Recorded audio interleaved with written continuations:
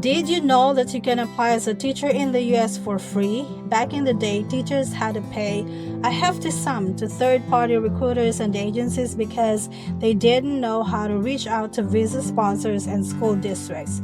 You might be thinking, application for free sounds too good to be true, so it must be fake, right? Visa sponsors don't charge teachers. They charge the schools and school districts instead. That is how the teachers are able to apply for free.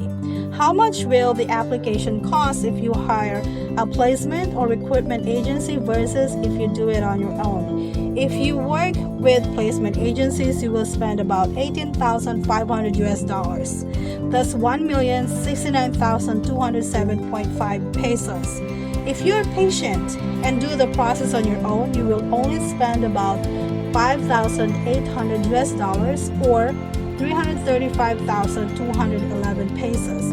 Both include show money and airfare for one person.